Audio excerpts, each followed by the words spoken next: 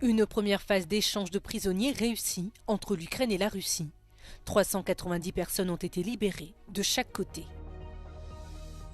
L'Union européenne veut instaurer une taxe de 2 € sur les petits colis entrant sur son territoire. Une solution pour lutter contre les produits de mauvaise qualité et la surconsommation. Un important échange de prisonniers entre la Russie et l'Ukraine a débuté ce vendredi. L'annonce a été faite par le président ukrainien Volodymyr Zelensky, qui a indiqué que 390 Ukrainiens ont été libérés de la captivité russe. Parmi eux, 270 soldats et 120 civils. L'Ukraine a de son côté remis le même nombre de soldats et de civils russes, selon le ministère russe de la Défense. L'Ukraine et la Russie ont convenu d'échanger au total 1000 prisonniers de guerre de chaque côté. L'accord a été conclu lors de pourparlers directs en Turquie la semaine dernière. Le chef du bureau présidentiel ukrainien, Andriy Yermak, a déclaré que les soldats qui étaient en captivité en Russie depuis 2022 figuraient parmi les prisonniers libérés. Il s'agit de l'un des rares signes de progrès qui ressort de la rencontre d'Istanbul entre représentants des deux belligérants. Des négociations qui n'ont duré que 2 heures et qui n'ont pas abouti à un accord de cessez-le-feu.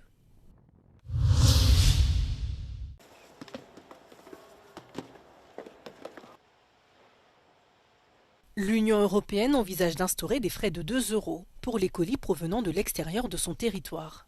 L'idée est de s'attaquer au tsunami de produits à bas prix provenant des plateformes en ligne. C'est ce qu'a révélé le commissaire au commerce Maroš Šefčovič devant le Parlement européen. Pour l'instant, il s'agit d'une proposition qui a besoin de temps pour obtenir l'approbation finale. Mais les organisations de consommateurs s'inquiètent déjà du fait que le coût sera supporté par les acheteurs. Because these big platforms, their business model is to have very cheap costs, we can anticipate that they will absorb themselves the costs and that it might not be passed on to consumers. But ultimately, this will be a business decision. And again, consumers should not be the one paying the price for the compliance. L'Europe reçoit environ 12 millions de petits colis par jour pour un total estimé à 4,6 milliards d'articles par an. Des produits qui proviennent en majorité de plateformes chinoises en ligne telles que Shein et Temu. Mais la mesure pourrait également s'appliquer à d'autres entreprises telles qu'eBay et Amazon. Bruxelles s'inquiète également du nombre croissant de produits dangereux qui ne respectent pas les normes européennes. Les experts estiment que des mesures supplémentaires sont nécessaires pour garantir la sécurité des consommateurs. Most of these products are not compliant with product safety rules of the European Union. So, for instance, phone chargers that can take fire, smoke detectors not detecting smoke, and more seriously also you have, for example, toys with little pieces that can detach and actually cause injuries in small children. So we have a serious problem and it needs to be tackled. This could be part of the solution to have this levy, and we still need to assess what would be the impact on consumer prices, of course.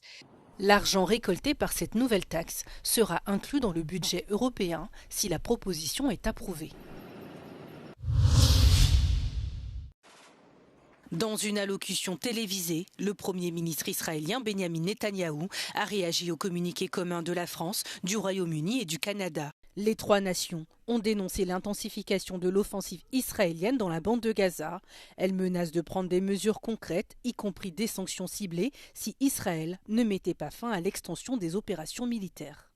I say to President Macron, Prime Minister Carney and Prime Minister Starmer, when mass murderers, rapists, baby killers and kidnappers thank you, you're on the wrong side of justice. You're on the wrong side of humanity.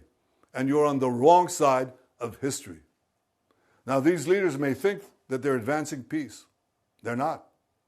They're emboldening Hamas to continue fighting forever. And they give them hope to establish a second Palestinian state. Cette déclaration intervient alors que l'armée israélienne intensifie son offensive terrestre dans la bande de Gaza, tout en multipliant ses frappes aériennes. Face à la pression internationale, Israël a toutefois autorisé l'acheminement de l'aide humanitaire après près de 3 mois de blocus total. Pour l'ONU, les quantités arrivées sur place restent pourtant insuffisantes au vu des besoins de la population. L'organisation ajoute que la distribution reste difficile en raison des restrictions militaires et du chaos qui règne à Gaza.